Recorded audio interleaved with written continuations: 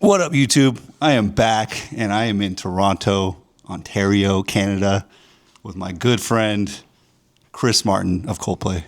Just kidding, he's not from Coldplay, but he is my good friend, and he's a heavy industry player, and I've known him for 10 years. And I'm sitting here in his office, in his Post Office Sound studio, I'm going to ask him some questions. First off, Chris, why do you exist in this business? Why do you love this business so much? It's kind of like a story of one thing leading to another. I was working a desk job in PR, and I always enjoyed using DAWs and making music for fun. And then a friend of mine was directing TV commercials. He ended up blowing a budget for like a Google Chrome ad back in the day, and needed help on audio stuff because he had no budget and knew I liked playing around with that stuff. So I composed some music and landed a sync in a Google commercial, and then an agency saw the work and liked it, and then I started doing like sync and licensing for ad music and wanted to build something a little more substantial than working out of my bedroom. And so I built a studio in Toronto, and then from there, we became a community hub. Why do you love it? Like, Why do you still do it? I still do it because it's, I think it's like the crossover of business and art is something that allows me to feel fulfilled in business. I like looking after and looking out for creatives, and I love creative output. I've always been someone who, is very emotive around visual and audio art, and I also love a good come up story. So I love working with developing artists. I love seeing someone start off rough and get more and more polished, and then achieve greater and greater things and find themselves more and more and find their success more and more. Yeah, he is really about it. And I've learned a lot about this business from him, how to work in this business from him. He actually met Chris in 2015, so it's been 10 years or more, 11 years now.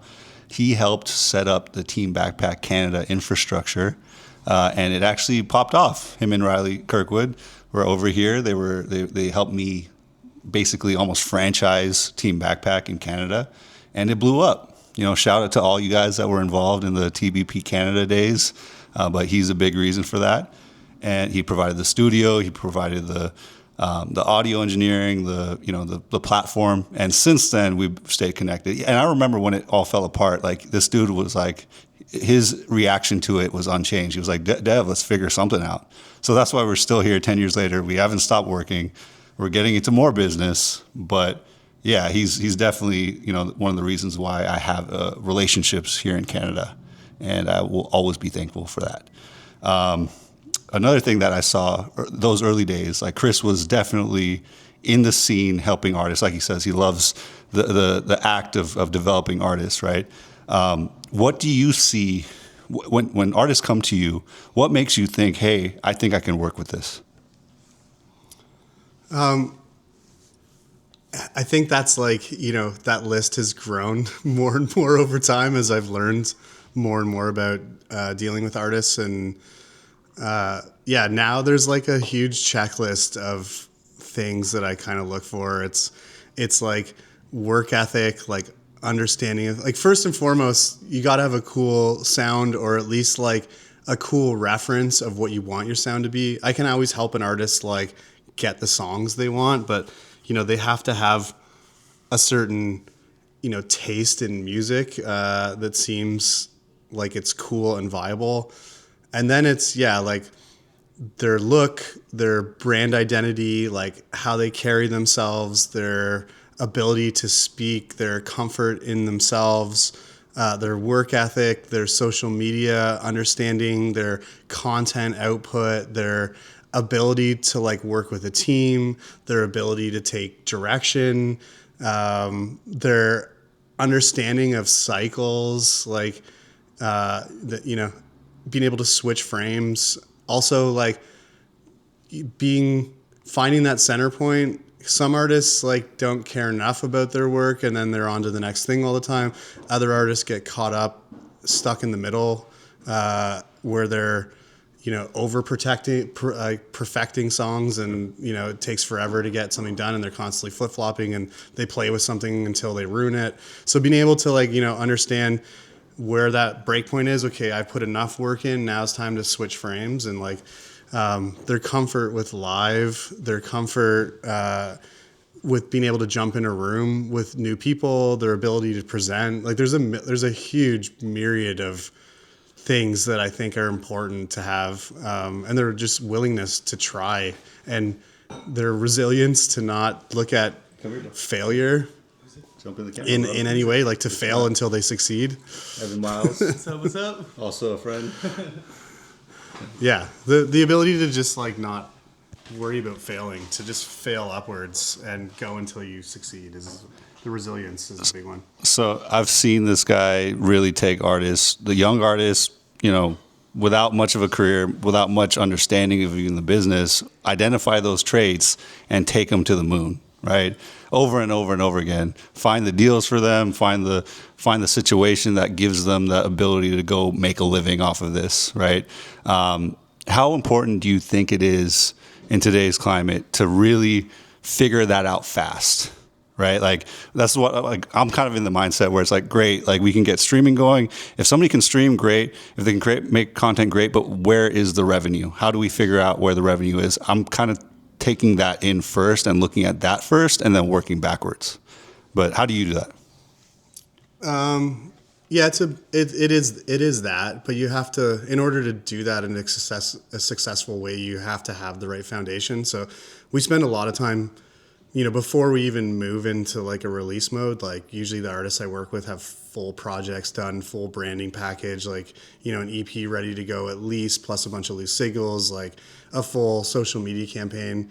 We do a lot of back end building before we press go, so that when we do press go, it doesn't look like we're just stringing something together. It looks like it's well curated. That's important for how things roll out on social media and to the public eye, but it's also super important to show the distros you're working with, to show the platforms you're trying to build a relationship with, YouTube and TikTok and Instagram. It's also extremely important to show that to the DSPs.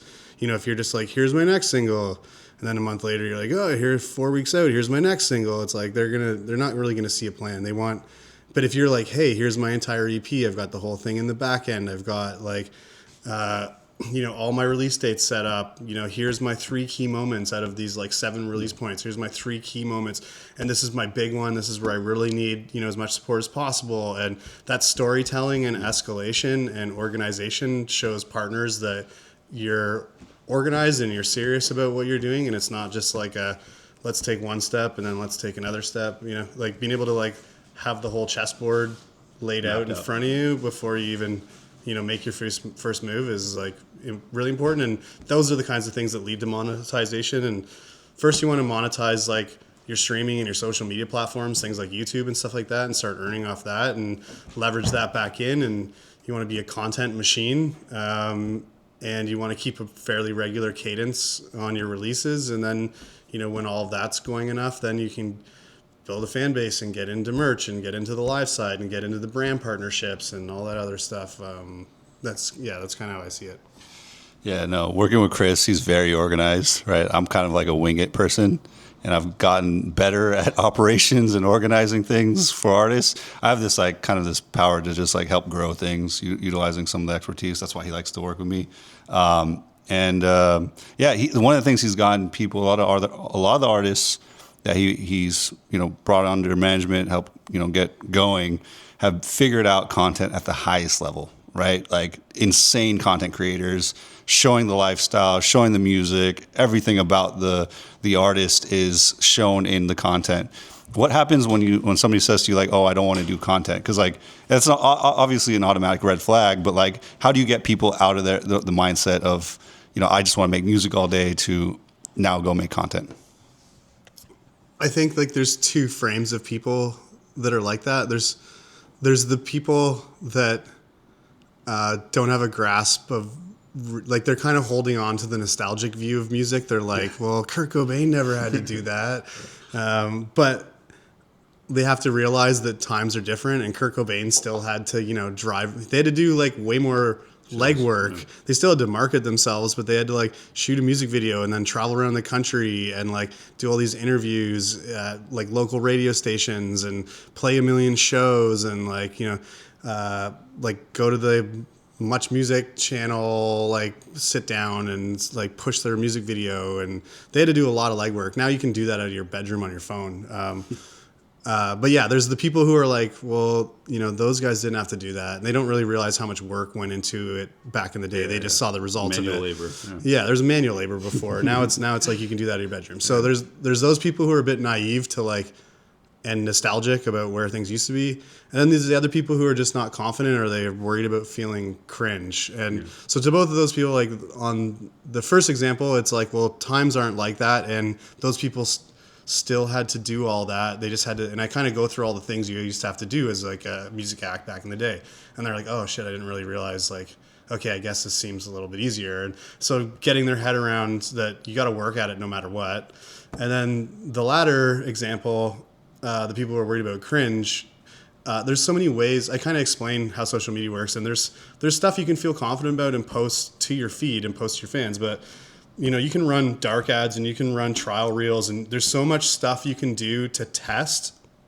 And people feel cringe about stuff before they post. Yeah. But if they post something that they feel cringe about on trials and then all of a sudden it blows up, or it becomes like an access point for them, a catalyst for more movement, they become a lot less worried about being cringy because they see that it works. So for me, it's like, okay, well, like pre-batch all your content, the stuff you feel really confident about that feels like you and feels like your brand, like put that on your feed, put that on your reels, like post that to your public profiles. But then simultaneously while you're doing that, you need to be running dark posts. You need to be pumping trials. You need to set up like fake fan accounts and all that other stuff. Yep. Like basically running your, like until you can afford a clipper, you need to have like your own kind of like activation for clippers. Yeah. You need to like, employ an editor sometimes here and there and batch edit your songs into like third party content and pump those out on ghost pages. Like there's so many ways to get your content and your brand out there without you having to be like, well, I did this for me personally and I'm sending this to you, the fan. And I think all those things are important, and you'd be surprised at what works that you thought would be cringy, but really turns into like your biggest catalyst for forward movement. So yeah, those are the things. Those are the kind of like two obstacles and two ways I explain out of it. It's a masterclass right there. We are doing all those things. We're trying to figure out how to do this at scale, right?